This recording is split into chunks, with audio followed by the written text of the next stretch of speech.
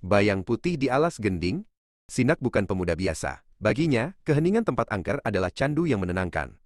Malam itu, dia melangkah masuk ke dalam alas gending, sebuah hutan tua yang konon menelan suara siapapun yang berteriak di dalamnya.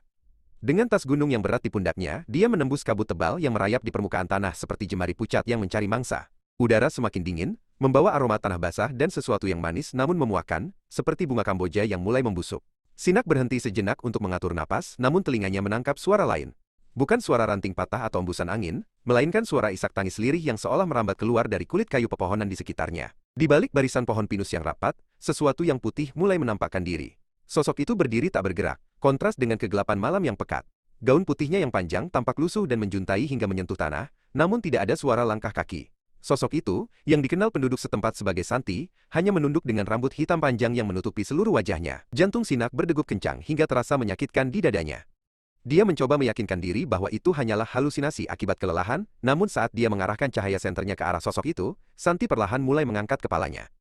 Gerakannya patah-patah, mengeluarkan suara gemeletuk tulang yang mengerikan di tengah kesunyian hutan.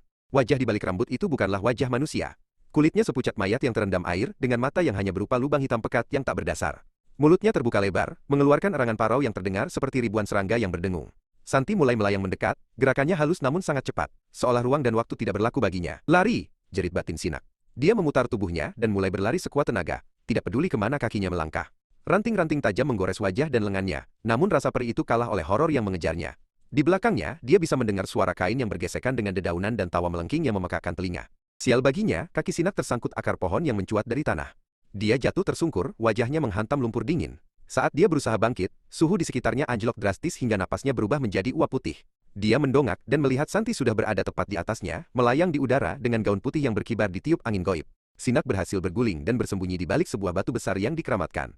Dia menahan napas, menutup mulutnya rapat-rapat dengan tangan yang gemetar hebat. Suara tawa itu menghilang, digantikan oleh suara embusan napas berat yang terdengar tepat di balik batu, hanya beberapa sentimeter dari telinganya. Santi sedang mencarinya, mencium aroma ketakutan yang menguar dari tubuhnya.